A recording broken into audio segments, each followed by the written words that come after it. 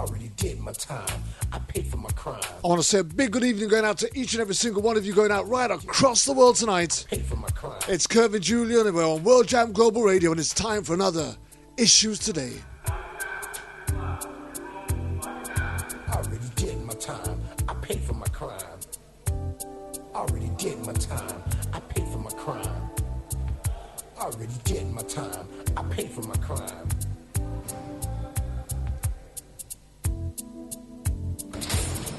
Back in the day, I didn't really care about the system. It was all about survival. It was do or die. I had too many rivals. I was too young and foolish to stay in school. I learned my lessons in the streets. There was not a man I couldn't beat. I was good with my hands and very quick on my feet. I was swimming in women. I had girls all over the street. I was getting money. Life was so sweet.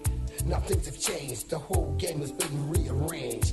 I'm a changed man. Don't need no gun in my hand. It ain't about being no gangster. Life is too short to spend it all in jail. Trying to cope with this living hell. Already did my time. We've had a couple of weeks away from Issues Today. Already. Various things taking place across the country. But I'm glad to be back. Already did my time. I paid for my crime. Do you remember after the 21st of August? Already did my time. I think my show's the 19th of August. After that, I'm going to be away for a couple of weeks. So we've got another 3 weeks of Issues Today. We've got some absolutely significantly mind-boggling shows to go through. I was a drug dealer, sold more drugs than Superfly. And the first show that we've got is today. It's I'm not proud of Justice for Pedie. That's why I'm telling my story to you and you. Talking about a young man who walks out of a store, Kind of stupid shit. Now stumbles back in moments later, having been shot 3 times. do it again. I was young and dumb. My brain was so numb. I was a real Forrest Gump, but I was nobody's chump. Police say he was reaching for the officer's gun. Much meaner than Arnold Schwarzenegger. Eyewitnesses at the scene tell a totally different story. Tonight we investigate, tonight we discuss, tonight we deliberate. We converse with his father, Rick Perez, and we try down to get to the heart of the matter. Already did my time. Paid for my crime. Already did my time. We'll try and handle it with the sensitivity and compassion as we normally do. Already did my time. Paid for my crime. But this is Time. Pay for my crime. Pay for my crime. this is a story that needs to be told. Pay for my crime. Already did my time. I paid for my crime. Already did my time. I paid for my crime. I'm trying to get this felony off my back so I can get my life on track and have the right to vote and live like an ordinary citizen again. This is my message to all of my friends in the pen, statewide, worldwide. There was not a man I couldn't beat. I was good with my hands and very quick on my feet. I was swimming in women. I had girls all over the street. I was getting money. Life was so sweet. Now things have changed. The whole game has been rearranged. I'm a changed man. Don't need no gun in my hand. It ain't about being no gangster. Life is too short to spend it all in jail. Trying to cope with Very shortly I'll be introducing you to Pedie Perez's father. already did my time. I paid for my We are live. It's World Jam Global Radio. My name is Kervin Julian, already did my time. and the program is Issues Today. Already did my time. I paid for my crime. Already did my time. I paid for my crime. I was a drug dealer, sold more drugs than Superfly, but I never got high on my own supply. I'm not proud of what I had to do. That's why I'm telling my story to you and you. I had to repent, I must admit, I was doing all kind of stupid shit. Now sit back and think it over since I've gotten older. The life I used to live, I wouldn't do it again. I was young and dumb, my brain was so numb. I was a real Forrest Gump, but I was nobody's chump. Me and Billy the Kid had a lot in common. I was the real Terminator, much meaner than Arnold Schwarzenegger. I'd chew you up and spit you out like a real alligator, especially all you haters. Already did my time, paid for my crime. Already did my time. Already did my time. I paid for my crime. Already did my time. The opening statements are going on right now. He could be facing life in prison. Prison. Well.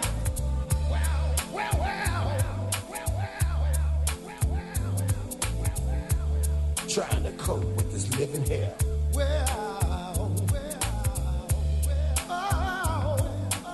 Trying to cope with this living hell. We have a host of wrongful convictions coming up right after this particular show. Cope with this living hell.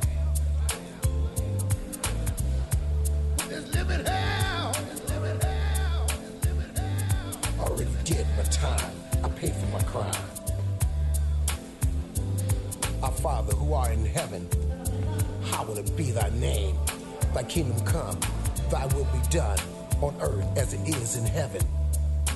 Give us this day our daily bread, and forgive us our trespasses as we forgive. But with no further ado, I think it's time that we introduce our guest, Mr. Ricky Perez, who's going to tell us a little bit more about himself and the reason why he's on World Jam Global Radio's Issues Today. Hi, Ricky. Hey there. Hey, how are you doing, sir? Good evening. Oh, it's a good morning where you are. Yeah, well, it's mid-morning, yeah, but yeah, it is good morning. It's on a Saturday for sure. It's good morning. Well, your mother worked very hard to get my attention, let me say. Oh, she's working hard to get a lot of attention, and we appreciate your attention here because any attention is good attention for us. Okay, so first of all, can you do me the honor of telling us a little bit about yourself, who you are, where you're from, what you do, and then we can go into why you're here. I used to go by Ricky. When I was younger, I'm Rick now. Okay, my full name is Richard Pedro Perez, and I'm junior, and Pedie was the third. Pedie's nickname comes from our middle name, Pedro, and it's P-E-D-I-E. A lot of people confuse it with Pete. But anyway, I'm here to tell everybody of how pretty much the same story a whole lot of people have about how the police just are so deceitful in how they the way they cover up the crimes or the bad decisions, with however you want to phrase it, that they make, and it's just horrible, you know. Being in this position for almost 3 years now, I've met so many different families that have experienced the same problem with the police. A little bit more about myself. I work for myself. I've been doing the same job since I was, 10 years old. I often tell people my father should have been arrested for child labor because he had me out there working all the time. But it's all part of what shaped me to who I am today. And I did pretty much the same thing with my son, where he grew into we have a trucking business. We do a lot of recycling. We haul from like supermarkets and big stores and stuff that truckloads and tons of cardboard and recycle stuff. My son was 24 years old. He was working for our family business, just starting to mature, just starting to get responsible and stuff. And while I acknowledge he could have handled the night that he got shot better than he did, still isn't no reason for him to be where he's at and for the police to do what they did. So, right now it's my son. Me and my wife had a hard time conceiving, and she had a few conceiving problems, but we worked through that. And not that I had any problem trying, but anyway, he was a miracle in our life. And a lot of our friends have their children that are almost like 10 years older than our child was. And, a little bit of background on my wife.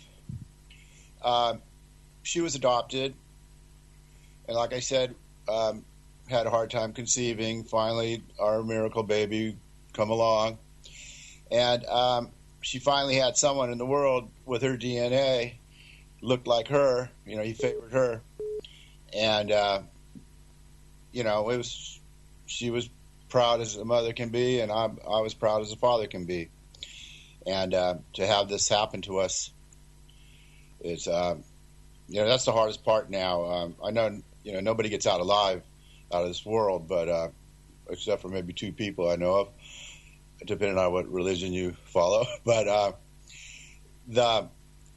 it's still it's just horrible the way the police deceive us and cover up things, and I guess I'll get into a whole lot more of that in the middle of this conversation. So tell us a little bit more about Ricky, well, Pedie, when he was younger. Tell us what sort of a child he was, and I'd rather characterise him, and let's take a look at the boy as he was growing up before his life was sadly taken from us. He was, you know, good kid. He was, I tend to say he was a little bit on the spoiled side because he was the only child. But, you know, in all reality, he wasn't, because I always kept him in check. We pretty much gave him everything he wanted for the most part. You know, I always would, you know, kind of tease my wife a little bit about how come he comes number one, and then our dogs come number two, and I'm not even number three, you know. So, but anyway, you know, me and my wife have been married for since 1980, so that's 37 years. Yeah. And that's it's actually going on. Well, yeah, 37. Pedie was killed on the day after our anniversary. He was killed on September 14th. We were married September 13th. So, you know, the day doesn't get celebrated as nice as it used to be. And, you know, it's, and like one of the hardest things in my life today is watching my wife cry every day, and it hasn't stopped. So what was he like as a child? What was Pedie like as a child? He was good. He was he's a little bit of a jokester. Like, I don't know, like he'd sit down and watch Peter Pan all the time. It was one of his favorites. You know, we took him to his preschools. He always made friends there. He through school, he always had a lot of friends. He was a good kid. You know, I probably rode his butt a little bit hard all the time, but I just pride myself in saying that's what shaped him to the good kid he turned out to be. So he was good. Okay, so you know, what was he like around him? Did he have good friends? Did he have a good circle of friends around him? Oh yeah. He they were just regular kids, you know. He never was into anything bad. But, you know, maybe they smoked a little pot or something like that, but that was probably the worst of it. I know he's experimented with other stuff, but that was in his later years. But he never stuck with anything like that. I guess he was a lot like me. You know, when I was his age, I was the same way, but never let that stuff get a hold of me. He was just good all around. He went on several long vacations with his grandma and grandpa, and my parents, his grandparents, were very, very close to him. He was good all the way around. And like I said, maybe a little bit on the spoiled side or privileged side, however you want to call it, but still, I made him earn what he got for the most part. He didn't just get stuff for nothing. He had to act right. A lot of times I'd get mad at him for like little things like litter or something like that, and he'd later on in his life he was getting mad at his friends for littering and stuff. It was all good, so that's one lesson in his life that stuck. Like I say, I drive for a living, and he often rode with me, and I was always proud to introduce my son to everybody. They always liked seeing the family business and the father-son thing, basically the same way it was when I rode with my father. So he got to know all our customers, all our different customers. We always referred to by their first name basis, even when me and him talked. So we had that kind of relationship with all our customers. And later on, when he was out on the road by himself, same thing. He would always have this good thing, like when he was shot. So many people came up to me and said how they couldn't believe it. They saw it on the news and they couldn't believe it. Not that kid. Even one of the store managers who knew him from several other stores that it's a chain of stores. So the manager of the store went on from a helper at a store on to being his own store. He came up in tears saying, I saw it on the news and I couldn't believe it. That kid wouldn't harm anybody. And, everybody that I talked to afterwards, same reaction, that they couldn't believe it. So, Okay. So let me say one more thing here. He went to church a lot. He'd always go. Me and him would sit in the truck and have lots of spirited debates in the truck about good and bad. Like maybe I'd sit there and see a pretty girl walk by or something, and I'd say something, and he'd go, "Oh, your dad, you're married. What the hell?" And things like that. And that's another thing too. I always, a lot of people would upset how handsome my son was and stuff.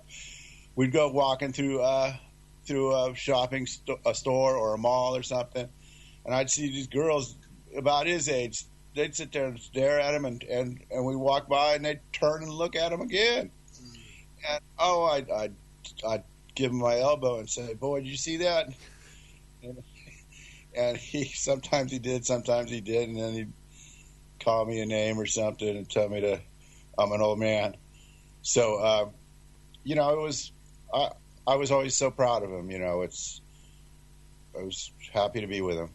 Do you know, I can resonate with quite a few things that you've just said. For example, I've driven for a living for a few years myself, and more recently, before I finished my last job as driving, I used to take my daughter out with me quite a lot, and she's been out on many routes with me, doing very much similar to what you and Pedie was doing. She would carry the sign pad so that the customer would sign, and she's only 9 years old, and they'd give her a little tip for being so courteous and polite and etc.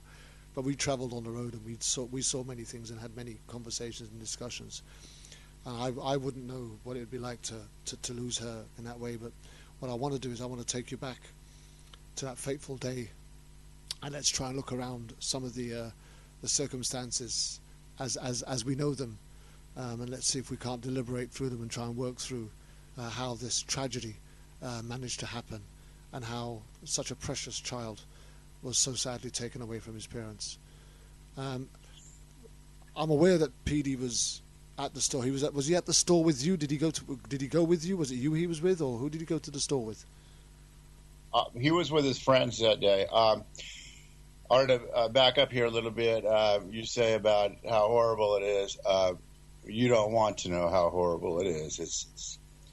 It's not a good thing. But I wouldn't wish that on my worst enemy. It's anyway. Yeah, that store he was at, he had walked to. I had talked to him like a half hour before, and I could tell he had been drinking. We have this. We had a guy living in our work yard, and my son was down there with him, and he was, I often compare him to the we call him homeless, but actually he had a home because I let him stay there. He was annoying my son that night, asking him for stuff, and my son was kind of yelling at him, and I could tell in my son's voice that he had been drinking. Told him he needed to climb into a camper we have down there and just stay there for the night. And he obviously didn't listen to me. He did go walking up to the store, which is a block and a half from our yard. He had another friend of his with him who lived maybe 2 more blocks further away from the store. So that's where he was that night. He was with his friend. They were at his apartment, and they were drinking too much Hennessy and stuff. I can go back the day before. Pedie was a little bit annoyed because he got back from his truck route, and he pulled up to the store. He went inside. He bought a couple of shots of those little tiny bottles, and he bought a beer for our homeless guy whose name happens to be Dre. He bought him a beer, and so he goes back to our work yard. He gets out, and Dre happens to be there, and which he knew he would be. And they get out. He leaves the truck out front of the yard, and they're sitting on the curb. It was a warm summer day, sitting on the curb, and they proceed to open up their alcoholic beverages. So apparently, a police officer comes pulling up from the opposite direction of where he was, from the way he approached, and saw him sitting there. Proceeded to harass him a little bit because they're sitting there drinking, and this is a dead end street, so he had really shouldn't have. Well, it's not dead end, but it's almost a dead end street. And he, there's no reason for anyone to be annoyed by them sitting on the sidewalk doing that. He was in front of our work yard. The cop came up, started harassing both of them, and I believe the only reason they gave him a DUI ticket right then and there. He blew a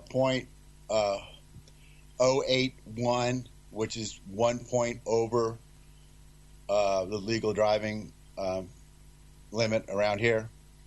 And he, for him though, I guess he had a prior, so that meant he was supposed to have 0 amount in him.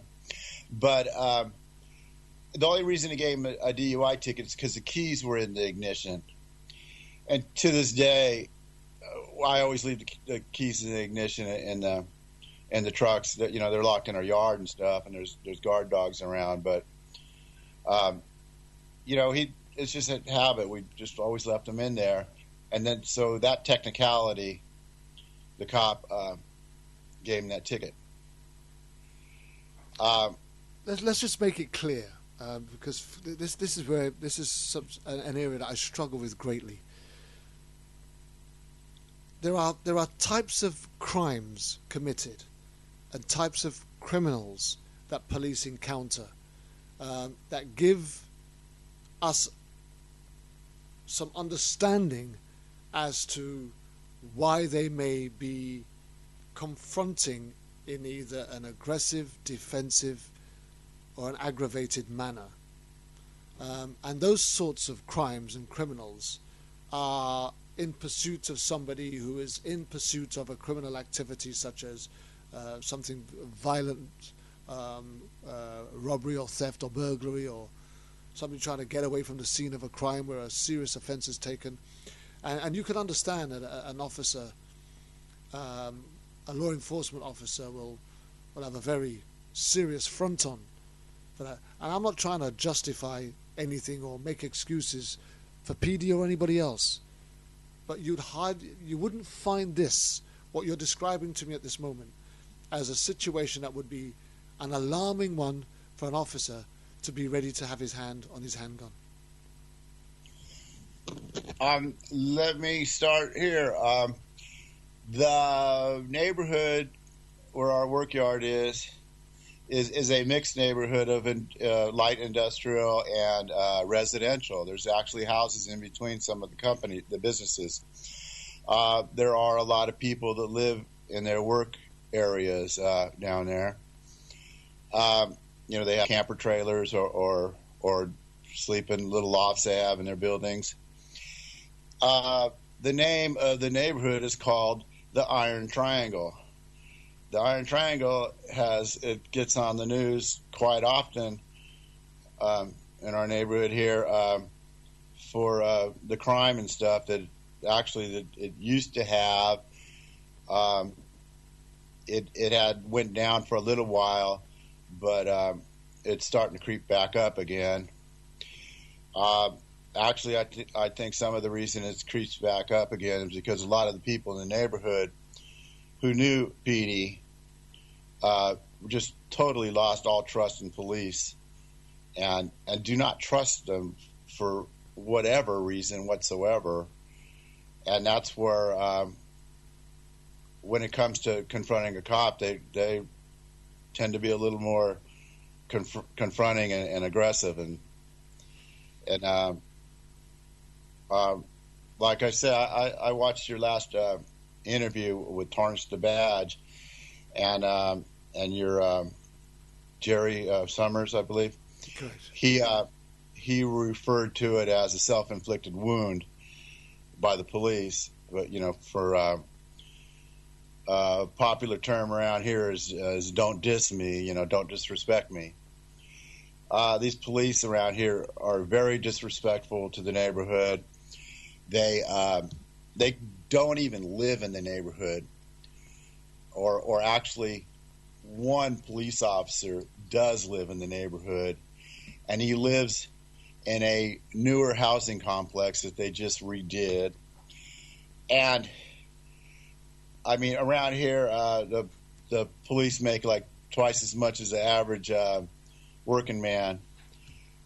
Okay, here's the punchline. His housing is subsidized by the city so they could say they have somebody living in the city. So that's wrong in more ways than one. There's people out there that need the subsidies. There's, real poor people. One of the things about Pedie being down there, he was commonly referred to as the white boy, and because he knew everybody knew him.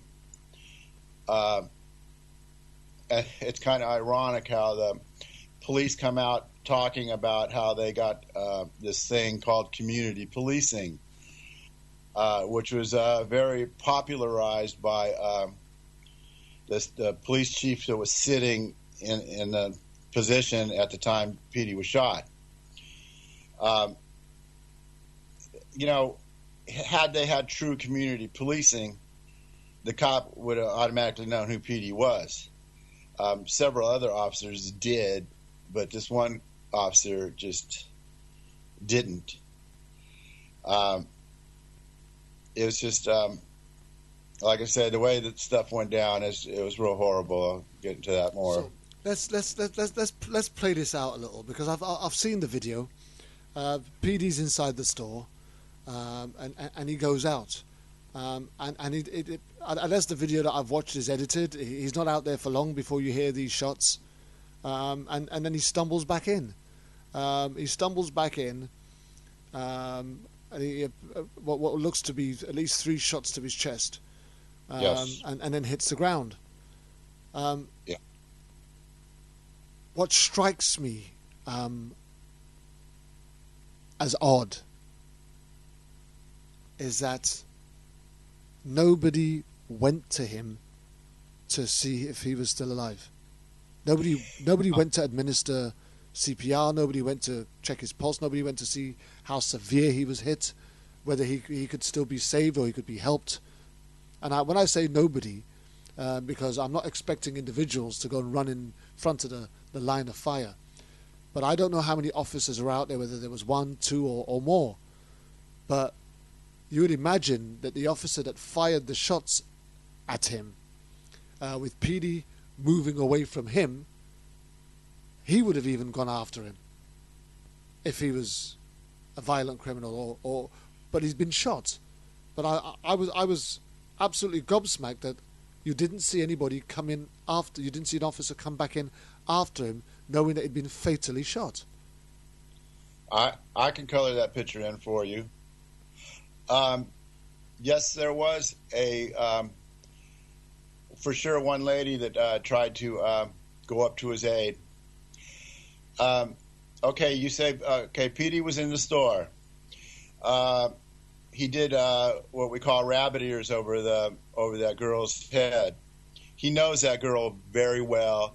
He knew the camera was over the top of her head, looking down towards them. He was in the store bugging the clerk in there, who happened to be the guy who eyewitnessed it at the front door. He was bugging him for some credit for another bottle, which he did not need.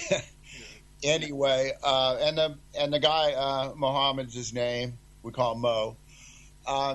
He said, "Oh no, you go home." He's a Yemenis man. He spoke broken English. He told him no, and and my son, they keep certain bottles over in a refrigerated area where he could grab it himself. He actually went back there to do it, but the guy told him no. So he at least had that much respect and let it go. And he's walking out in front of the store. Like I said, he knows everybody there. The store owner knew my son since he was 2.5 foot high, and would walk in there. And back then we'd get candy and not beer or Hennessy or anything. He was well known in the neighborhood. We'd go there daily because it was right down the street from our work yard, and I often say I work 8 days a week, and my son was down there at least 5, 6 of those days. So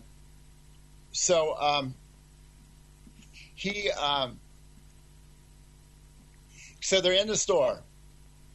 Then they walk out, and he's out front of the store, and he sees a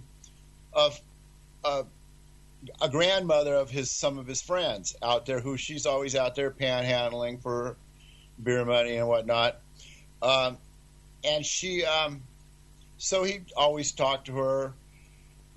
Always, they had a good relationship. They were out there sitting on the neighboring business on a windowsill, just talking.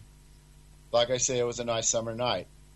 So the cop pulled up in front of the store, pulled around the side of the store, parked his car, as in hiding from them. So they saw him come up. So then the 59-year-old grandmother said, "Pedie, come on, let's go to my house. Let's get out of here, because that cop's gonna come back." So they go walking around the corner towards her house, and the cop comes walking towards them. So he says, "What are you guys doing?" And I guess Pedie's friend, who happened to also be intoxicated, but maybe not as much as Pedie, and and the older grandmother lady, her name's Charlie May, by the way, she was walking with him, and the cop said, well, you come here to Pedie. And he goes, what did I do, you know? The cop said nothing and stuff, and so he proceeds to search Pedie to make sure he wasn't armed. And then he tells him to sit on the curb. So Pedie sat on the curb, and he proceeded to call 911. Actually, right before that, the cop asked him for his ID, but his ID had been taken the night before by that incident that happened before. So the cop asked him to sit down. Pedie had made reference to the MF and Chinese guy that pulled him over. He called him a worse name than that. Or didn't pull him over, but gave him that ticket the night before. And he said he didn't have his ID, so call him up or something. So the officer that shot my son was calling him on either a separate channel on their police radio or a cell phone or something. So Pedie got on his cell phone, called 911, saying, this cop's harassing me. You need to send someone else over here. This cop's harassing me. The dispatcher says, was there an officer there? He goes, yeah, but he's harassing me. You need to send someone else over here. You know, the 911 dispatch center, the emergency call dispatch center, logs these calls. So Pedie had to have time to explain what was going on. 25 seconds after he initiated the call, the shot spotter, which we have here, the logs of shots in the neighborhood, went off. So, I would assume he had 10 seconds or so of talking to the dispatcher. So, the dispatcher hung up on him. So he asked the police officer, am I being arrested? And the police officer said, no, you're being detained. So Pedie, being intoxicated the way he was, said, well, F this. I'm out of here. He got up and started walking. The cop comes up from behind him, slams him to the ground, kicks his feet out from underneath Pedie and slams him to the ground, has one arm twisted behind his back and his knee in his back on top of him. And according to eyewitnesses, Pedie was sitting there screaming, ow, what are you doing? Ow, you're hurting me, And the cop was trying to put handcuffs on him, and he apparently couldn't get a hold of his other arm, and that was because when the cop knocked him to the ground, Pedie landed on it. So, like I said, Pedie was screaming in pain, and so he flipped around, and then and that's when the cop backed up. Pedie was standing up from the ground at that point, and that's when the cop backed up and fired bang, bang, bang, just like that. So the shots, they entered Pedie's body from like the top of his shoulder going out his leg, and then one sideways, shoulder out the other side, and then the last one was straight to the heart. So anyway, the first one is my point. He was getting up off the ground, and the cop shooting him. The cop tried to say that my son lunged at him.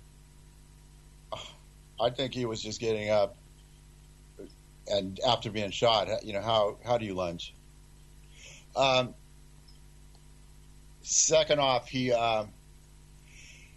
in the coroner's inquest, which they did, and they happened to find that Pedie the cop was guilty of a homicide. They didn't put no label on it, just plain homicide. Pedie was killed at the hands of another man. And that was as far as that went. The officer states that he shot once, then Pedie lunged at him, and he backed up and he shot 2 more times. Well, you watch the video, and it's 3 shots in succession. So there's that's not a truthful statement on their part. Second off, the cop said that Pedie reached for his weapon, tried to grab his holster, grab his and his gun. He had his hand on his gun. Well, they did a DNA test on his holster and his gun. Nothing was found. Was there any CCTV outside the building to? I'm sorry, what? Was there any CCTV outside the building that they could actually any video footage outside the building? There was one camera that wasn't working. Okay. It would have had a bird's eye view. And what about the officer's body cam? Did you not have one of those on? The Richmond Police Department did not get body cameras until like 3 to 6 months later. Okay. They were already in the works to have them issued. They just hadn't received them yet. You know that long process of the city having to approve it and all that stuff. It was already a done deal. They just hadn't received them yet. Okay, so at the minute now, what we're going on is word of mouth, somebody's word against somebody else's word. But the inquest has concluded that Pedie died at the hands of another. Yes. Okay, back to what we were saying about nobody trying to come up to give Pedie any aid. Charlie May, the grandmother, she went running up there out, from right there. She was on the corner watching the whole thing. She went running up saying, oh my God, you just shot him. And she tried to help him. And the cop pointed a gun at her head and told her, get the F out of here or you're going to be laying down right next to him. So, I haven't watched, I watched the video up to the bang, bang, bang part. And I actually saw one frame where they show him stumbling into this door, and I'd turn away, and that was that. He was at the door. He hadn't fallen yet or nothing. And I hear, you guys talk about it, and it kind of hurts a little bit. But anyway, it needs to be done. So that everyone tells me the cop was running around like in a panic because he just messed up, I believe. The most humane thing you can do, knowing that you have, and the fact that he aimed at his chest. He didn't aim to wound. He aimed to get 3 shots off at his chest. He was aiming in a lethal area. So he knew that his shots, at the very least, were very close to fatal, if not fatal, because that's what he aimed for. Well, that's what they're trained to do in our part of the world over here. That's the way they train them, and I understand. Your guys, what do they call them, bobbies? Yeah. They don't even carry guns. I mean, I'm sure they have access to them, from what I understand. We have arms. We do have arms response units, and they're the ones that carry the guns. But again, we've had 52 police deaths in 115 years. Yes, I know. I've been reading a lot of statistics on this stuff. So the police are trained to shoot to kill. I get that. I get the police are trained to shoot to kill, but he's fired 3 shots. He knows that all 3 shots have hit. The guy has gone stumbling into the shop, fallen onto the floor. There's been no follow-up, because if you're shooting a guy 3 times, right, you're saying that this guy is dangerous, This guy is a threat. This guy can harm me or hurt someone else. Surely you would go in there to try and make sure that the 3 shots have actually put him down and he's down for good, at the very least. And in that process, you would then check his vital statistic to find out if he's still breathing, if he's still alive, if he's still got a pulse, and if he is, and he's still able to move or get himself up again, you're going to put some handcuffs on him to make sure that he can't hurt anybody else. So the point I'm trying to make is, even from the safety factor, there's been no follow-up to the 3 shots on the individual. You know, you shoot a guy 3 times and he's lethal. He's a felon. He's a wanted criminal. This guy's a bad dude who kills and shoots people and attacks policemen, and he's a threat. So you've shot him 3 times. He's gone out of your sight, right? He's no longer in the area where you shot him at. He's gone away from you, but you've not pursued him. You've not gone after him to make sure that this guy can't hurt anybody else. You've not gone after him to find out if he's going to pick up another weapon, a gun, a bottle, or if he's going to hold the shop owner hostage. Or you've not pursued him. He's gone in, he's hit the deck, and you're not nowhere to be seen. The most inhumane way that an officer could have responded to a fatality such as this. Well, like I said, the police officer had searched him and knew he was unarmed. But he didn't know whether or not there was anything that he could use as a weapon inside the shop. My point being is, once he had left the officer after he'd been shot, and he's now, because he was still on his feet, he didn't hit the floor. You know, he left. He walked into the shop. He didn't crawl into the shop. He walked into the shop. So he still had breath and he still had life. Right. My point being is, the officer or officers or anybody else of seniority, of authority that was there, did not pursue, even in a safety aspect, to make sure that this person that they found it necessary to shoot 3 times in the chest was actually down and out and no longer a threat. Our police force here, I believe, gets something as to the tune of 34 weeks of training at the academy. One of the first things I think they teach them at the academy was, if you ever have a problem, all you say is, "I feared for my life." I understand all of that, because we've done this for about 3 years on this show, and I'm still gobsmacked at some of the stories and issues that we get.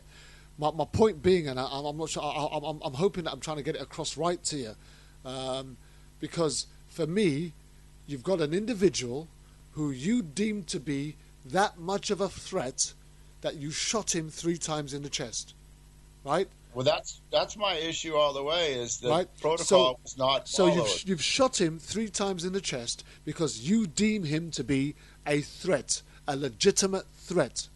Now, having shot him 3 times, he's still not hit the ground. He's left your vicinity, right? He's no longer in your eyesight. He's gone into a shop where you don't know what is inside. You don't know if he's hidden the weapon in there, or if there's a weapon available in there, or bearing in mind it's a store, so anything could be used as a weapon. So you haven't gone in to make sure that he is no longer a threat. Now, my point being is, had you gone in there to make sure that he's no longer a threat, you'd have found that once inside, he was now on the ground. Now that he's now on the ground, you can now legitimately subdue him. Put handcuffs on him, check his vitals, find out if he's breathing, call for an ambulance, paramedics, or whatever. My point being is, from the time he was shot, there was no follow-up. Nothing from there. I agree with you 100% on that one. That's the way it's supposed to go. I do believe he probably thought that he needed to watch his back, because he was just frightened of the neighborhood he was in. And that's the mindset of these police officers when they're down there. They come up with an attitude, and that's where a lot of the conflicts start. They don't know the neighborhood. Sure, these people down there have their own ways of dealing with life and stuff, but in the most part, if you're respectful to them, they're respectful to you. So I think he was scared that he was going to get mobbed by everybody that witnessed what he just did, and it still don't make it right.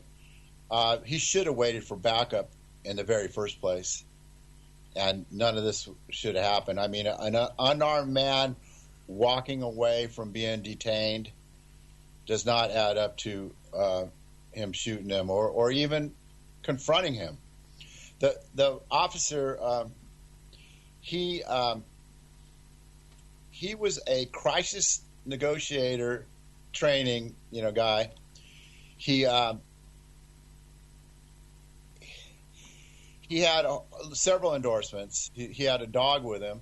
The dog was in the car, and he parked the car around the corner, which there we go with other protocol that's not followed. And he just, I got a lot to say about that guy. You ready to hear it all? Come on, let's do this. Okay, I've had other police officers in the city of Richmond who know of me very well, have probably stopped me back in my days of being Pedie's age.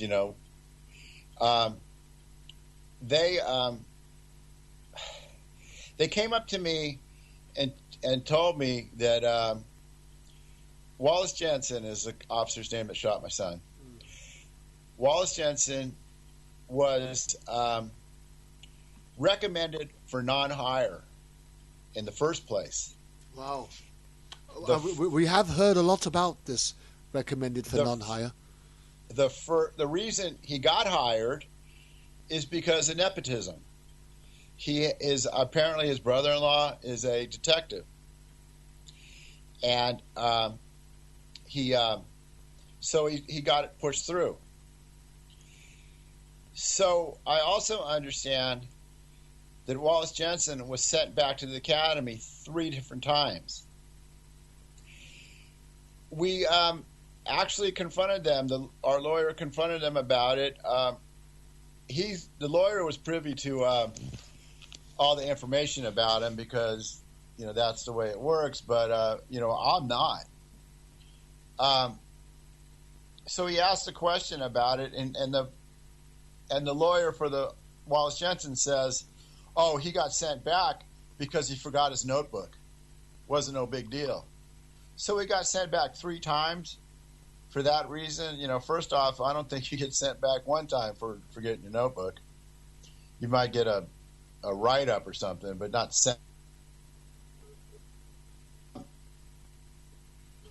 The September 13th, 2013, Wallace Jensen also shot at another person's back who was running away from a crime. And thank God he didn't hit him. I think they eventually apprehended him and stuff. But still, something about that date makes that guy want to shoot his gun off. He also had 2 killings of dogs. So he was trigger happy. So, okay, all this information I've gathered is from other officers telling me this. They didn't like it. They don't like the blemish on their record and stuff. They come up to me and said, if anyone was going to do that to them, put a blemish on the Richmond Police Department's record, Wallace Jensen was the man. I've talked to several people, city workers, that are familiar with all this stuff. Actually, they're a little bit closer connected to the police than just a regular city worker is. And they said the same thing. Oh, I'm completely aware of how he acted and how he just didn't fit in properly. Richmond Police Department's way of dealing with this man is to put him on post-traumatic stress disorder He is now on permanent disability. Getting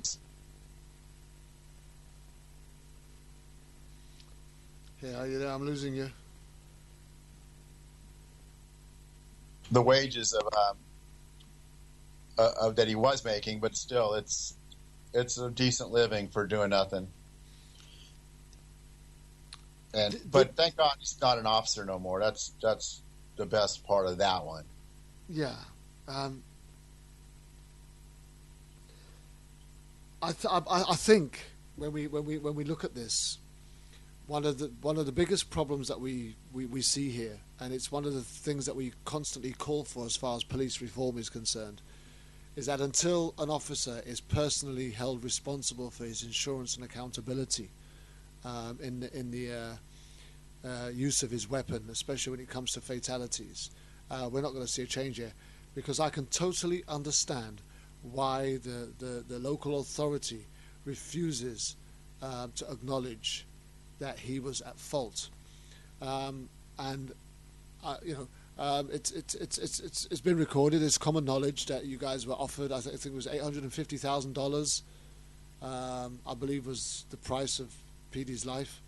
But here's the thing: the local authority is fully aware that the moment they accept culpability, the moment they accept accountability, the moment they accept liability for this officer's wrongdoing, the moment they agree that he did wrong, they're actually liable for a much larger suit. Well, one of the reasons we settled our case, the main reason we settled it is because my wife didn't want to have to go through all these depositions and stuff.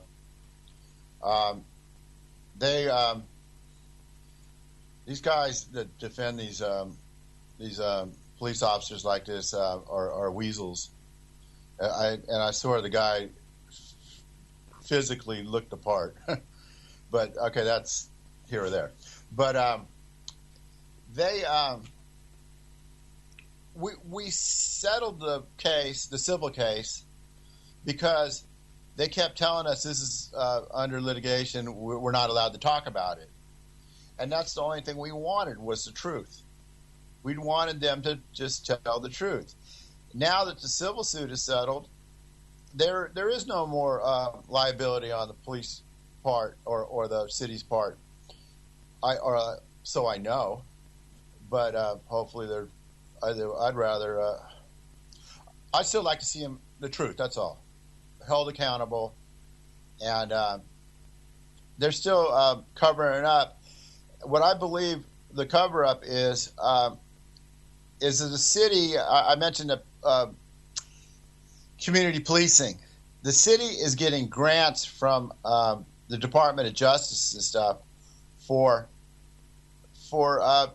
their outstanding community policing implementation. But it's a genuine imitation. It's not real. It's you hear these terms these days, at least in America, about fake news. Yeah. And that's exactly what's going on here. It's just a cover up for the reasons of that they just want more money to do more things. And the city of Richmond was on the verge of bankruptcy here. For several reasons. One of them was the Richmond Housing Authority. They had people in position there that were literally ripping off the system and selling household appliances out of their garage, and they never pursued them. The district attorney never pursued any of them. The district attorney, by the way, who I confronted him eye to eye about this stuff, he's the one who presses charges, or is the only one able to press charges against the officer. And what I asked him was, how come you took the officer's word for what occurred there and just totally ignored the half dozen witnesses that are all consistent in saying that Pedie did not do anything that's stated by the officer. I was there. I was able to get to view all the police reports that were the written police reports and the audio police reports. And in one of the audio police reports, one of the witnesses was telling them, here we go, here's another term, the completely independent investigations done by both the Internal Affairs Department of the Richmond Police Department and the District Attorney's Office of Contra Costa County. They're completely independent, but they're done side by side together. Right, they're both officers and district attorneys are writing down the same exact information. So, so I asked him, what about the witnesses? What did they say? What they said? How come you don't take that into account? He blows me off. Okay, the punchline to that one is that district attorney has a felony on his record for embezzling $66,000 of his campaign fund, spending it on personal use. I think he had like 13 counts against him. I was riding on that coattail to get him out of office because he just won't look at the wrongdoing of police. We also had another district attorney who was friends with him, who was they had an indictment on him on a sexual matter, and he ended up clearing him as well. It was some kind of technicality and stuff, so they cleared the guy and he rehired him. So anyway, the district attorney, his name is Mark Peterson here in Contra Costa County, is not a district attorney no more, and it has a felony on his record, and didn't have to do any kind of legal time on that. He got a $45,000 fine on top of the restitution of $66,000. But, it's not enough for me. But then it's still, it's not going to bring me any satisfaction that I need. So here we are. We're 3 years on, more or less 3 years on from when Pedie was shot. Go on. One more thing on that subject, please. There was a eyewitness there was 3 eyewitnesses that cell phone taped it. The one tape that they used was, on their cell phones. The one they used was a what they call a snap thing, where it views for not chat. I don't believe it was, but anyway, it goes for 10 seconds. Then you got to reset it, and it goes for 10 more seconds. Then you got to reset it. Well, she caught the struggle with a cop and with his knee in Pedie's back, and then right when the shooting occurred, she had to reset it, and then she caught the aftermath.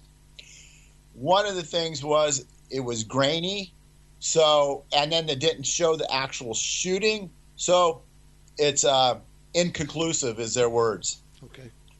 So then, here's the bigger one. One of the girls taped the whole thing straight through on her iPhone, and they held on to her phone for 2 years. We found out about her being a witness because nobody, wants to talk around there. No, and they certainly don't want to talk to the police. We found out about it, so we pressured her to get it returned, and we actually helped her to get it back. They returned her phone, and the memory chip was gone. That's the first thing she called me up and said, Rick, they gave me back my phone, but there ain't no memory chip in it. All my stuff's gone, and the video is gone too. Wow. So I know does that sound like a good police department to you? They incidentally did the same thing to one of the city council members here. He he was at a gathering of city people. He was driving a city car. He was walking to that car, and he got robbed, strong arm robbery. So they took his phone, they took his wallet, and so the only thing he had was his keys in the car. So he got in the car, went up to a phone booth, called the Richmond Police Department, and so they came down and took his report. They, I guess somewhere in the report, the guy said he had smelled alcohol on his breath, but that's as far as that went. 2 days later, this district attorney comes up and says, well, you need to write up a separate report on this. We can't let that guy get away with this. He's driving a city car and whatnot. And I think it's just because his politics are different than the mayor's and that district attorney. Incidentally, that district attorney got his start in the city of Richmond. He was a prosecutor in Richmond. He favors Richmond in his own words because he made a presentation to the city council. If you care to see it, it was on April 26th, 2015, I believe. Anyway,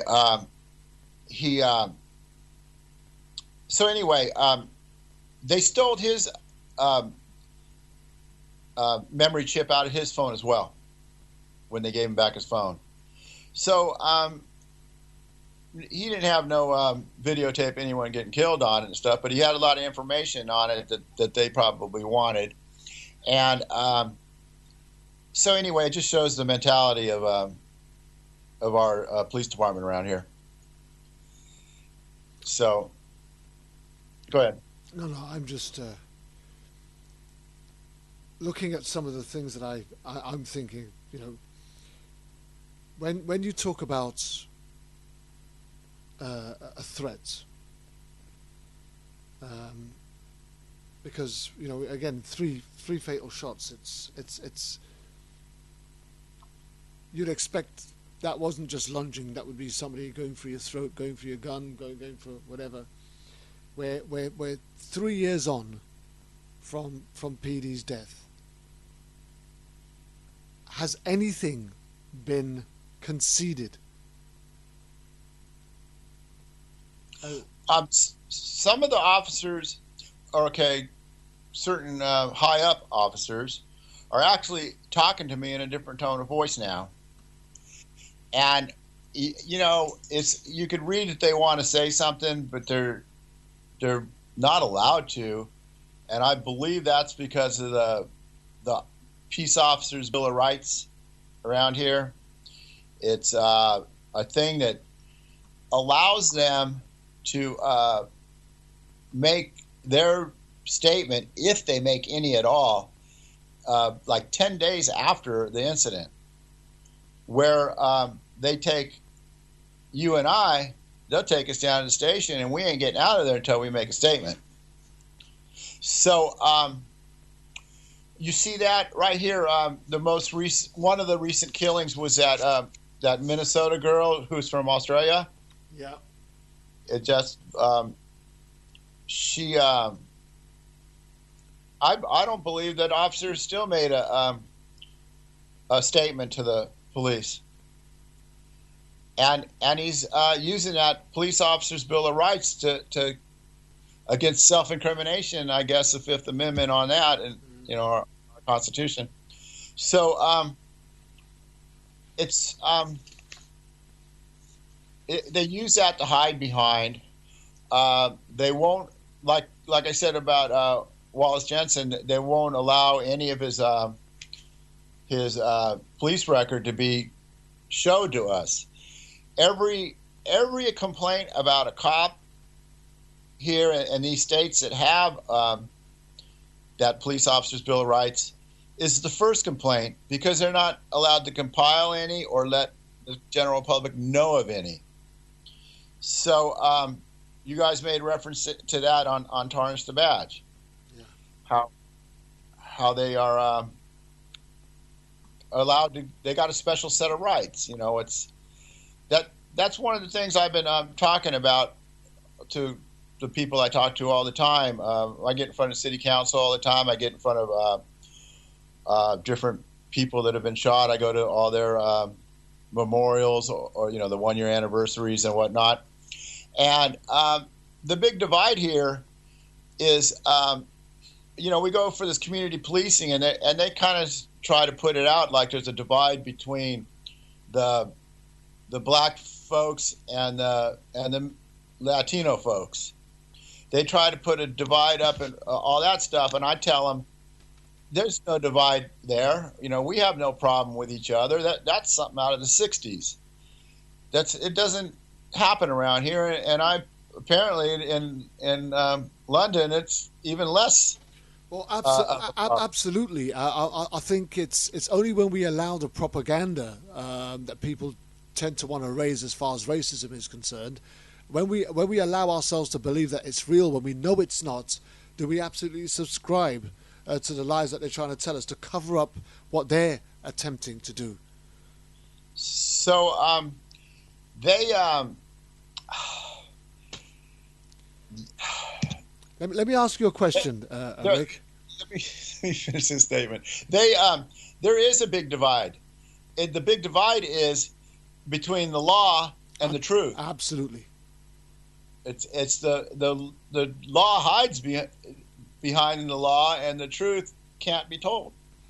And that's the battle that we have. The battle we have is actually for the truth. I just wanted to ask you another question. Did this officer, I just want to go back a little bit, just rewind just a little bit. Did this officer have any other means that he could have used to retain, to keep a distance between him and Rick if he felt that Pedie was a bit of a threat? Was there anything else that he could have used other than his gun? I'm glad you asked that. Our police department is required to carry batons, the sticks. They're required to carry tasers. They're required to carry pepper spray. One of the officers who reviewed our tape, he sees Wallace Jensen clearly. He says, I look all over him. I do not see his baton, his taser, or his pepper spray. And apparently he knew who the officer was, that he didn't carry the stuff on him because it was too cumbersome. And that's another thing too. I believe this officer had a power thing. All the officers around carry 40 caliber guns around here. He had a 45. He had hollow point bullets in it, so that he knew my son was gone because he knew the gun he had, So one of the officers told me, you have to watch out for these cops that go out there and get all these endorsements. These guys are power freaks, and they just that comply or die is a big issue with a lot of these cops around here. We've seen over and over and over again, as far as where unlawful killing has been concerned, the cover-ups, the corruption, the lies, the deceit, and everything that goes towards protecting the men in blue. What we struggle to understand is where is their humanity, where is their compassion for humanity, in understanding that they've actually taken the life of a loved one, that there are people left behind to mourn, and who need answers, and it's not always about justice. Sometimes it's just about answers, the truth, and we've said it over and over again on this show. We understand that officers make mistakes. You've made it perfectly clear from the get-go. It sounds like this officer panicked. And I believe irrespective of whatever the lawsuit would have been or the payout might have been, had somebody just stood up and said, you know what, this officer panicked, and yeah, it was wrong. It shouldn't have, it was because it's obviously excessive force. There was no threat, but that's just us, surmising or going against what they've said took place. But if they were to just hold their hands up and say, you know what, we're really sorry for your loss. This officer panicked. He was in this situation and he made the wrong choice. That kind of, it doesn't bring Pedie back, and it doesn't bring back any of the hundreds and thousands that have been shot dead and having to have their life taken. But just that honest acceptance that somebody made a mistake would allow you to lay your son to rest in peace. That is such a correct statement. But the biggest problem that I have with this is the fact that they try to continually criminalize the individual whose life they've taken in order for them to justify their action, then takes away any form of honesty that you could have actually put to that situation. Because now, at the best, Pedie was a pain in the butt. At the worst, Pedie was a pain in the butt who just had a couple more to drink and probably wasn't bending over the way the officer wanted to bend over. At the worst. But that didn't justify his death. At the worst, Pedie had a couple more to drink than he might have he should have. And maybe he wasn't as obedient as he could have been because he was under the influence. And that gives you a bit of Dutch courage. But a trained officer should know that. And know that he needs to deal with this situation differently, because this is not somebody who is being aggressive, confrontational, but this is somebody who's under the influence and probably doesn't think he's done anything wrong and doesn't want to be hassled right now because he's having a bit of a good time. There's a difference between dealing and confronting with an individual like this than going to a scene where two guys are going at it with knives and guns and sticks or somebody's in the middle of an armed robbery or... there's a difference in how you approach a situation.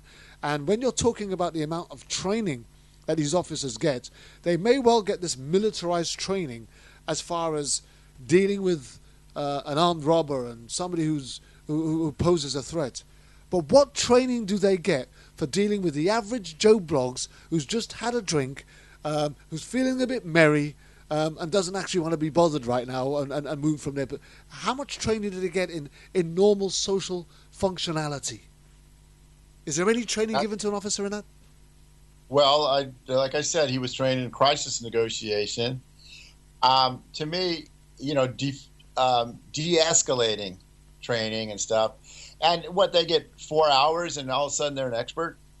It's and like I said, our officers academy is runs for 30 some weeks, 32, 34 weeks. And your guys is more like a college degree. Yeah. In Europe and in general. And then plus, like here, they won't allow, our United States is very gun friendly, but they won't allow us to carry guns in the streets because in the city limits because they don't want us making rash decisions. If we carry a gun, the gun has to be in the glove compartment, and the bullets have to be in the trunk of the car, and just to give you that pause.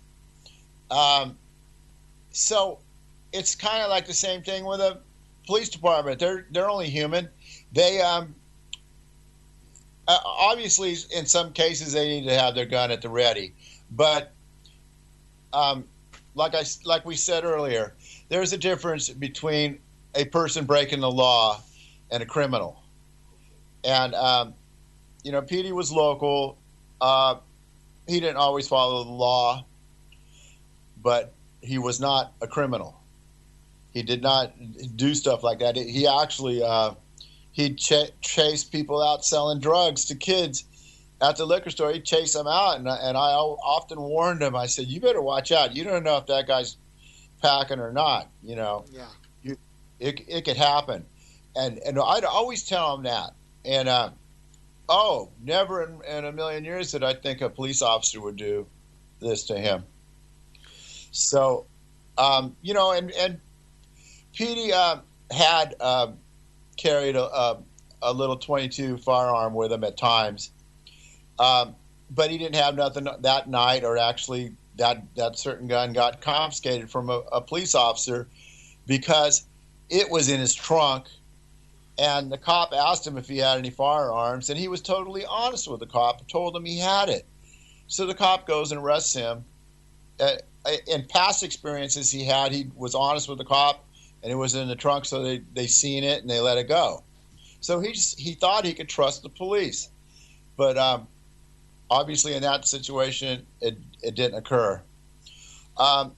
Another time he was at our work yard, and he was often, as a little kid, he'd watch me and my friend. We'd go out there and we'd unload a 9mm into in a safe situation, not according to the law, but according, the bullets weren't going nowhere. We'd unload a gun, bang, bang, bang, bang, bang, all 13 shots, and the police would come by and they'd look at us and they'd look around. I don't know, maybe we would call it white privilege over here. They didn't think we were the ones who did it because, we're white. But they knew it was they were in a general area. Since then, they put up shot spotters. So Pedie did the same thing down there one day. Well, he just, not 13 times, but he did it one time. They came down there looking, and he had the gun stashed underneath the seat of the truck, and they searched the truck. They found it. So he broke that law, unlawful discharge of the city limits. But again, it was the law and not a criminal act. Well, let's just get that right. The officer that shot him wasn't aware of this. The officer that shot him wasn't aware of his past. The officer he didn't know him. He didn't know him to be a villain. He didn't know him to be a criminal. He didn't know him to be aggressive, confrontational, or rude, disrespectful, or with any previous convictions or charges whatsoever. No. And he made no attempt to find out or to discover whether or not he could have pursued this conversation without actually pulling out his gun. It seems to me that he was always intent on dealing with this in a very aggressive and confrontational manner, because there doesn't seem to be any other agenda that he has. When you look at where we are right now, again, 3 years later, there's nothing that we can say or do that will bring Pedie back. Unfortunately, Pedie's gone. He's lost to you, his family members, and his loved ones. And you guys are left still picking up the pieces and still fighting for justice. So the question I have to ask you now is, Rick, what next? What do you want to get from this? I have been doing a lot of activism stuff. Talking with you is part of that. It's just ironic how many different families I've met. I'm sure you're familiar with Oscar Grant. Absolutely. I've had Cephas Johnson on the show. Okay, Cephas, I talk to him all the time. There's a whole bunch of families that I've been in connection with, and the miracle of social media and stuff, and that's how we found you as well. So here's the ironic thing about it, though, is all of our stories are the same when it comes to dealing with the police. Yeah. They're not forthcoming with the information, and what information they put out is wrong. It's I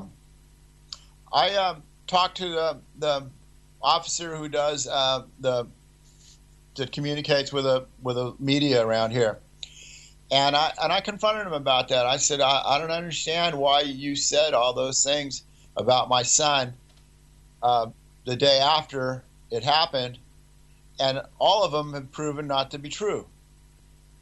And he he called him a known criminal, a gunslinger and whatnot, said he was high on drugs, and I guess if you call alcohol a drug, which it is, that was a true statement. But the toxicology test on him was there was no other drugs in him. And I was surprised that they didn't even find marijuana in him, because I knew he smoked now and then, but it wasn't his favorite as well. But everyone around here, they just legalized it in the state of California. So anyway, so I was glad to hear that the only toxicology they found on him is alcohol. What's disturbing to me is they don't do a toxicology test on Wallace Jensen or any officer that shoots or any person, an unarmed person or an armed person. One of the trends, though, these days is for the officer to submit to one right away, so that's not an issue. Wallace Jensen, though, there's a little bit of a personal connection there where one of my nieces works with his wife. So we knew a lot about him immediately. I know so much about him right now. I don't even care to let you guys know that I know so much about him.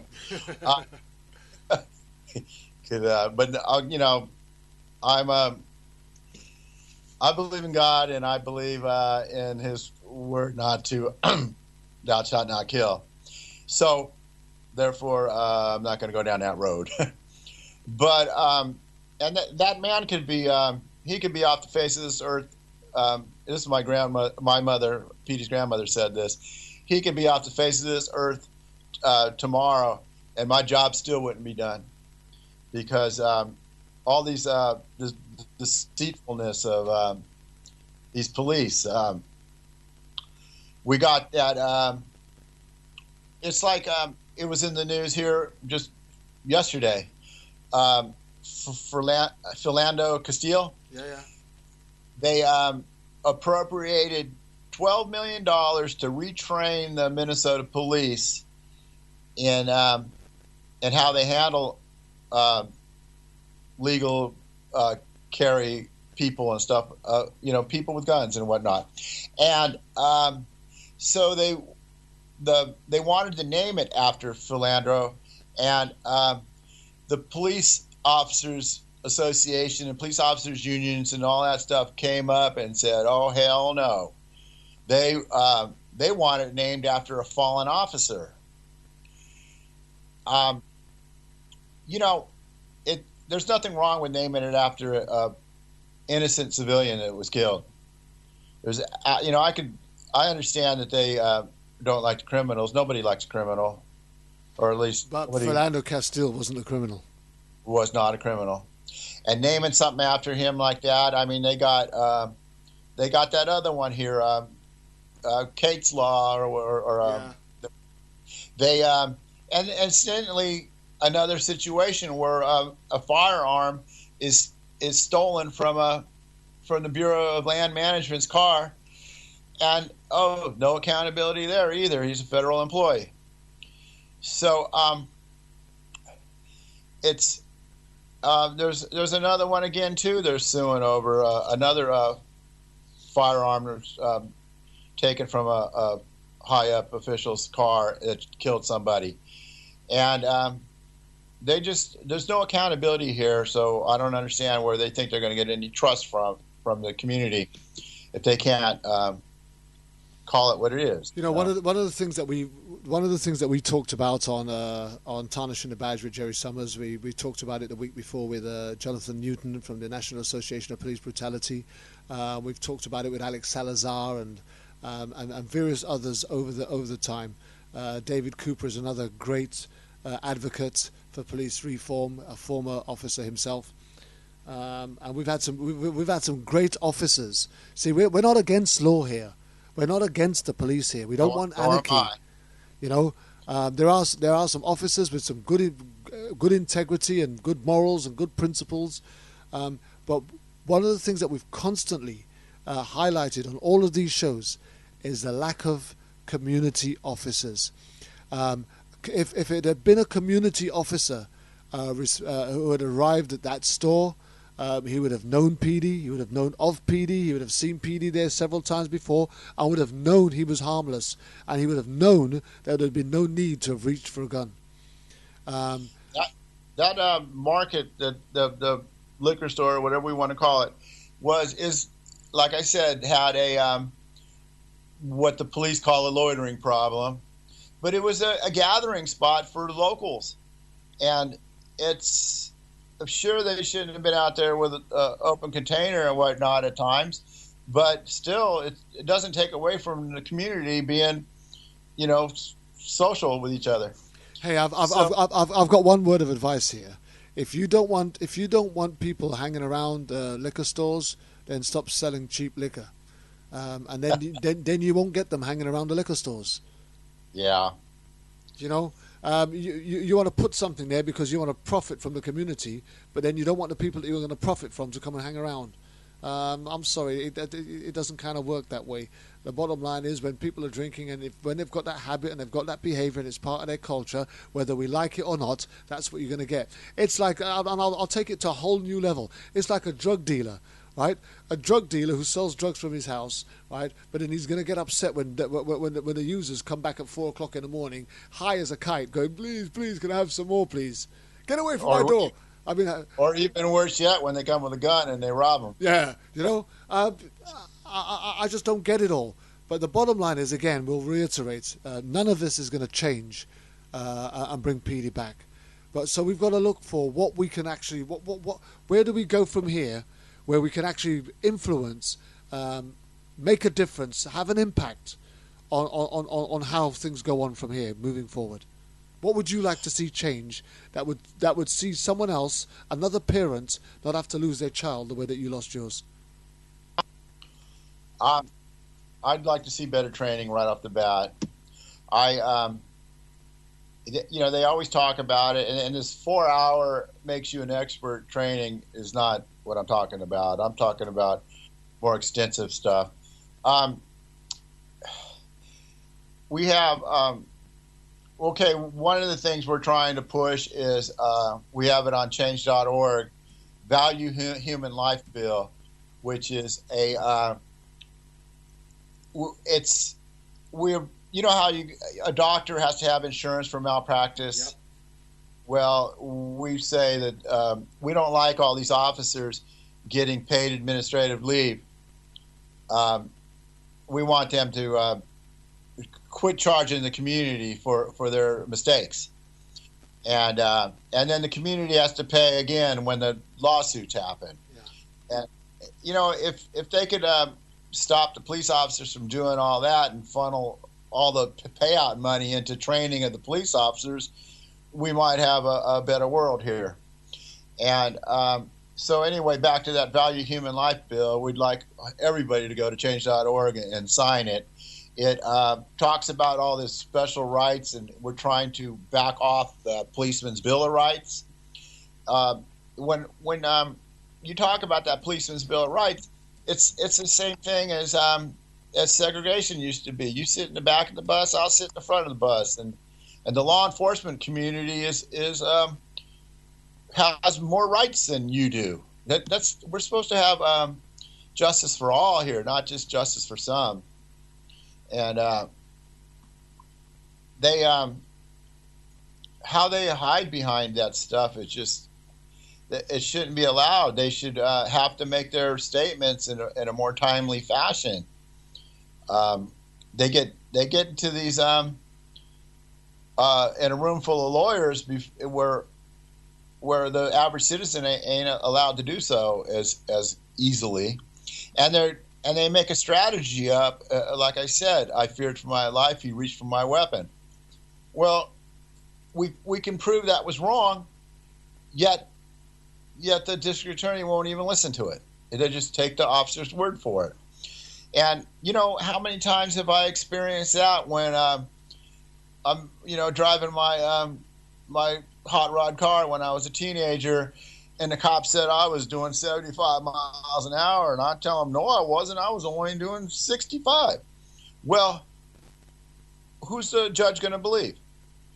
He immediately believes the officer and it shuts you off like you don't mean nothing. And you know, I lived through that, and I understand why a judge might do that.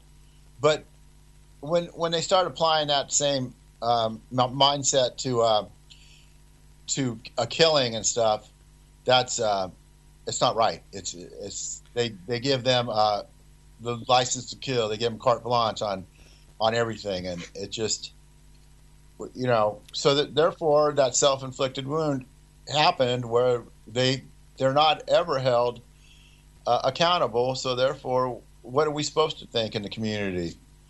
This I feared for my life.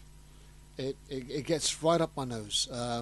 We had Cheryl Ford Dorsey. I don't know if you know Cheryl. She's written a book, been part of a documentary. Former black sergeant, LA officer, retired, but she's come out against the blue line. She's absolutely come out and spoken about some of the issues that she saw, she disagrees with, the bad policing that she's witnessed herself, and she's come out and she's not in fear of repercussions or recriminations from other officers or ex-officers or ex-colleagues. She comes right out and tells it like it is.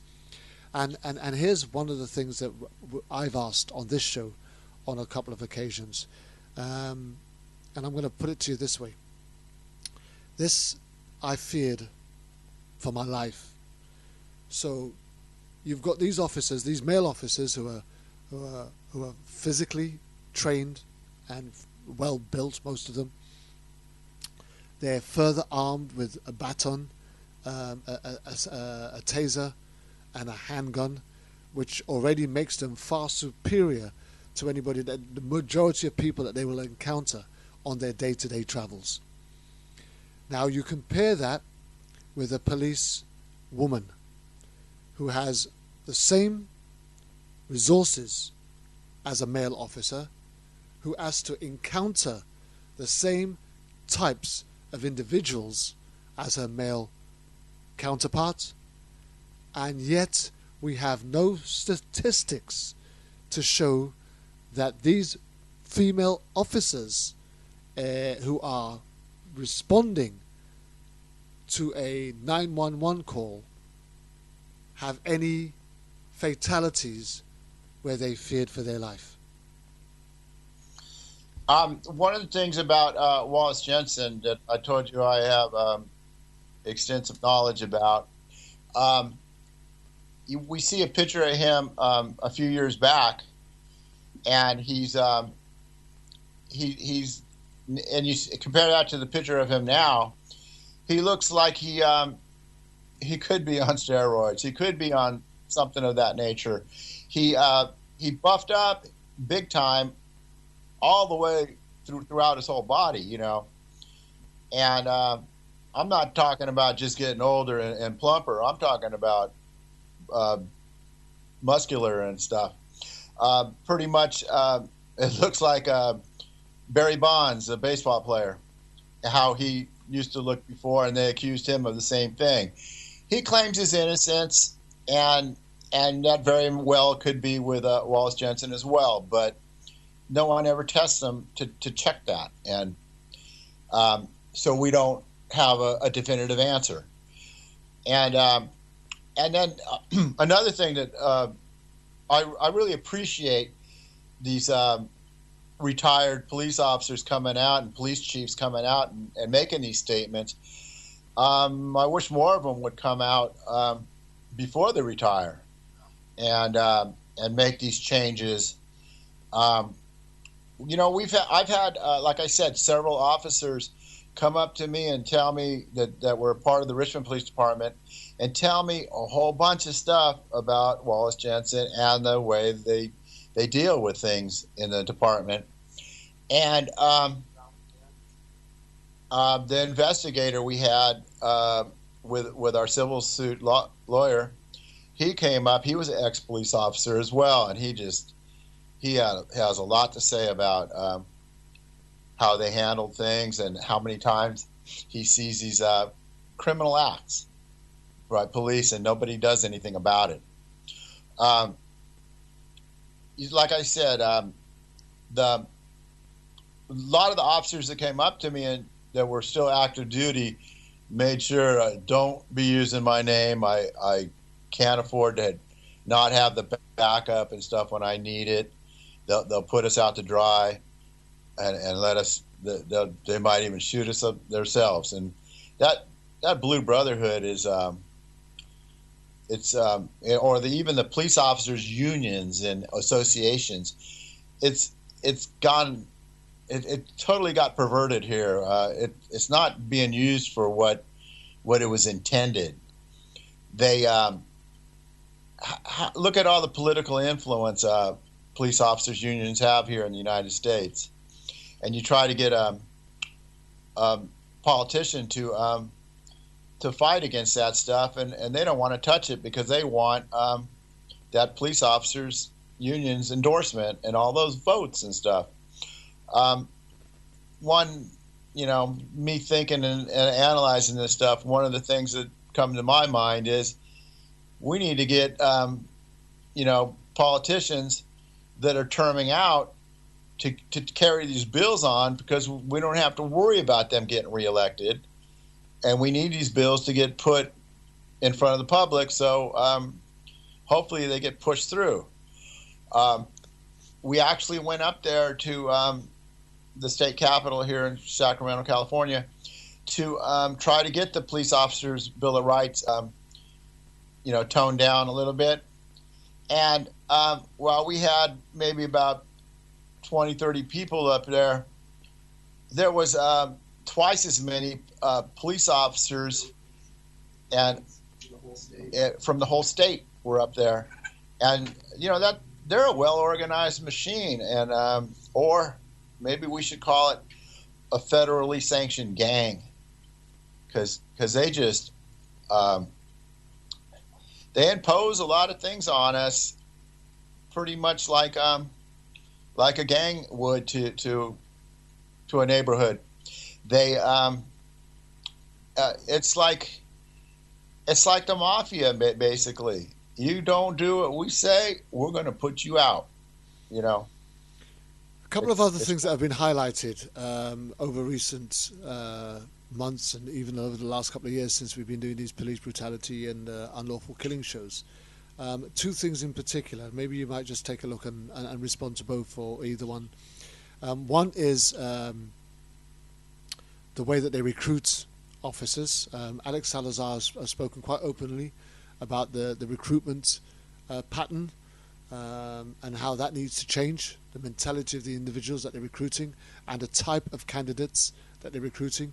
And the other thing that has been mentioned and made quite a lot of noise about is the new style militarized training that they get. Officers are almost arriving at scenes as though they are an army as opposed to an officer. What are your views? That's one thing I look at all the time is, why do they have a military structure from like chief of police, captain, lieutenant, sergeant, on down the line? And when you go down the line, the next one, the one at the bottom of the list is civilian. And that's the way they act towards a regular person on the streets. Was you aware of the amount of influence that the Israeli military have on training the American law enforcement officers? I'm getting more aware of it, and I was always aware of it, but I just never looked at it in the same light I do now. And another thing that's really annoying to me is you get these youngsters straight out of the military that are literally did fear for their lives, and they're applying that mindset to civilians on the street. And yes, there's lots of criminals out there, and yes, there's a time for that. But how many times do I say my son was searched? He knew Wallace Jensen knew my son was unarmed, and then he did what he did. It's there's no excuse for that one right there whatsoever. I mean, at the end of the day, police recruitment is a far cry from the Police Academy comedy movies that we watched years ago, right? Yeah. That's another thing, too, is we've had several people around the San Francisco Bay Area that have been shot by plainclothes officers. The plainclothes officers, like one girl who was on meth, she was in her car, and they approached her, and she didn't know who they were. Yet she gets her car and takes off, and the cops say, "Oh, she tried to use it as a battering ram against us." She was just trying to preserve her own life, and they kill her. The family don't pursue it because they knew she was on drugs. So that one got silenced out real quick. And that's what the police bank on, is stuff like that. Another guy here in San Francisco, Alex Nieto, he was in Dolores Park. He was on lunch, and he was playing with his taser, doing that quick draw thing. He was messing with it. And so these plainclothes officers come up to him and confront him. He don't know who they are because they're plainclothes officers. So what did he do? He goes to defend himself. He pulls out his taser, and they shoot him, kill him. And there's no, again, a big mistake.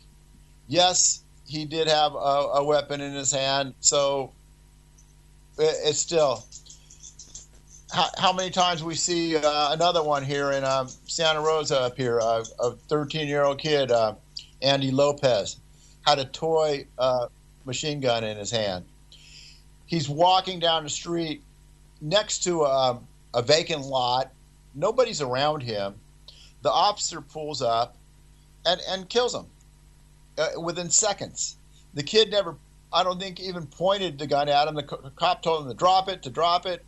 And the kid probably thought, oh, hell no, I ain't doing nothing. And so the kid's dead now. Or we see Tamir Rice in Cincinnati. He's, 12 years old or something? Yeah, we had Tamir Rice's mother on this show. And they, the cop pulls up, and the kid's playing with a little toy pistol, and 12 seconds later, he's dead. So, I can tell the difference between a man and a 13-year-old or 12-year, especially a 12-year-old. And it's just Tamir Rice wasn't even on the street. He was playing in a park where kids play. Yes. Yep. We have another guy here, Charles Burns in Concord, which is right near my house. He wasn't the best kid, I don't think, but still, plainclothes officers come up and approach him. He's scared. He goes in running, and they shoot him in the back. And, it's justified because he was resisting arrest or whatnot. And it's just, I don't know all the particulars on the story. I just know what I told you. But too many times these cops are they got a license to kill, and nobody holds them accountable, and that's my new mission in life. Is you guys talk about tarnished badge? Well, my new thing is to polish the badge. I want to be able to look up to the police force and trust them like we used to. Not that the blood on the badge is not becoming of anyone. Blood on anything is not a good thing. I think pride in law enforcement has been something that we've that is missing. Law enforcement was always something that you held up with pride and integrity. It was a vital part of the community. All these recruitment they're doing these days. All these guys are young. Yeah, they're they're what, 24, 20, under 30? Lacking life's experiences, lacking ways of problem solving, lacking wisdom, lacking in many areas that when they have a gun in their holster, they continue to make the wrong choice. Yep, they and a lot of them let's take the gun out of it. A lot of them come up with attitudes, and they escalate a situation really quick where somebody gets a good ass whooping, and that's the real crying shame, isn't it? It's not so much that they have the gun, is that the gun is then used after they've already provoked and escalated a situation that didn't need provoking or escalating. Yep. One unfortunate thing that happened to my wife was Pedie's mother. Her name's Julie, by the way. The lawyer's office, by accident, sent us pictures of the coroner's report and pictures. And oh God, she was nonstop crying for weeks. There was bruises everywhere. The cop just totally gave him an ass whooping, and they don't talk about none of that stuff. They just talk about how they perceived a life threat and what they did to remedy it.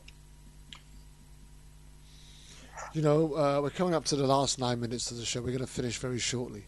Is there anything else you want to round this up with before we finish, Rick? Yes, like we said, I've been in touch with the miracle of I'm not on Facebook, but I still get a hold of all these people. But the social media, all these families that are out here that have to deal with this. Again, I've said it once already, have the same exact story when it comes to dealing with the police. And you think the police would get a hint on how to deal with the public, knowing what I know. I mean, I'm not exactly a rocket scientist, but I still pick up on these things, and I'm sure you do too. And they don't, they still, they keep on doing the same thing. How many times have we heard that statement before that the definition of a crazy person is someone who keeps doing the same thing over and over again and expecting a different result. And that's what our police departments are doing all over our state. One thing that I love to tell these police when they keep asking me, why don't you just let it go and forget about it? It's, how the hell am I going to forget about my son? It just ain't going to happen. And, there's nothing you could do about it now because of the Policeman's Bill of Rights. The disciplinary period of 1 year is over with. I look at him and say, look, buddy, there is no statute of limitations on manslaughter or murder or whichever one in between you want to call it. And, oh, boy, do their faces drop when I say that. So I plan on being very persistent and trying to get this into the open. I don't have the greatest hope that it's going to change Pedie's outcome, and again, it's not going to bring me what I want, and that's Pedie back. Eventually, I'll be with him again. I've got faith in God, but right now, I'm going to do everything I can to keep to not allow these officers to get away with this stuff no more. And again, I do know there's good ones, but what did Martin Luther King say is, something about evil's a bad thing, but the good man that stands around doing nothing about it is just as sinful, Well, the only thing that allows evil to triumph is when good men and women stand by and do nothing. Thank you for correcting me. But but how truthful is that statement? And that's, like I said, there's a lot of good officers out there, and I do not deny that. And I'm not a cop basher. But when it comes to standing behind your brother in blue, you know, that there's that sharp divide in the law enforcement community and the general people. You know, and they're creating it, not me. Well, Rick, I'd like to thank you for your time tonight. And you know, our thoughts, our prayers are with you, your family. We pray for justice for Pedie, and we pray that, you know, what's done in the dark will eventually come out in the light. And while we're at it, we our hearts and our thoughts go out to all those other parents that have lost their children or their loved ones over the years, and we pray for community police to return to the community, and for there to be peace amongst our peoples, because the propaganda that's created that tries to keep us apart is the one thing that gives them an opportunity to continue this war that they have, because we've also spoken about this on this show. It's like a war, and the war is between us and them, and it shouldn't be. The power of light always wins over the power of darkness, or should I say dark blue. Absolutely. So again, thank you for sharing this time with us. Thank you for sharing Pedie's story with us. Thank you for allowing us to share his story, and for us to get to know the boy, the son, the human being whose life was cut short and taken from us and yourselves in particular far too soon.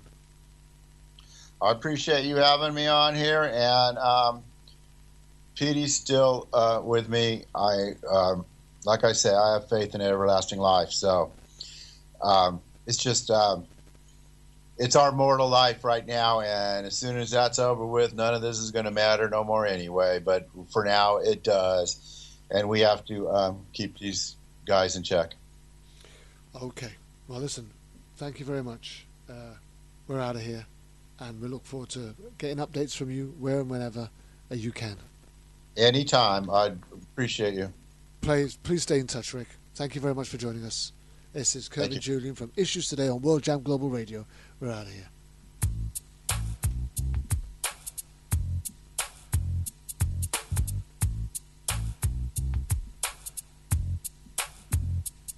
I already did my time. I paid for my crime. I already did my time. I paid for my crime.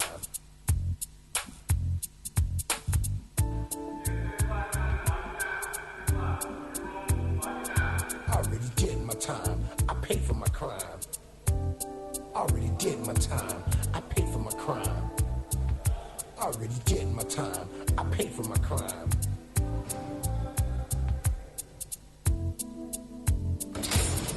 Back in the day, I didn't really care about the system. It was all about survival. It was do or die. I had too many rivals. I was too young and foolish to stay in school. I learned my lessons in the streets. There was not a man I couldn't beat. I was good with my hands and very quick on my feet. I was swimming in women. I had girls all over the street. I was getting money. Life was so sweet. Now things have changed. The whole game has been rearranged. I'm a changed man. Don't need no gun in my hand. It ain't about being no gangster. Life is too short to spend it all in jail. Trying to cope with this living hell. Already did my time. I paid for my crime. Already did my time. Next week we have Heather Johnson live on World Jam Global Radio's Issues Today, fighting for the freedom of her brother David. So far spent 7 years in jail for a crime he did not commit. I was a drug dealer, sold more drugs than Superfly, but I never got high on my own supply. I'm not proud of what I had to do. That's why I'm telling my story to you and you. I had to repent. I must admit, I was doing all kind of stupid shit. Now sit back and think it over since I've gotten older. The life I used to live, I wouldn't do it again. I was young and dumb, my brain was so numb. I was a real Forrest Gump, but I was nobody's chump. Me and Billy the Kid had a lot in common. I was the real Terminator, much meaner than Arnold Schwarzenegger. I'll be back tomorrow morning as usual, 8 till 10 with my Wake Up Everybody Sunday Gospel Show, where we do church before church. Statements are going on right now. He could be facing life in prison.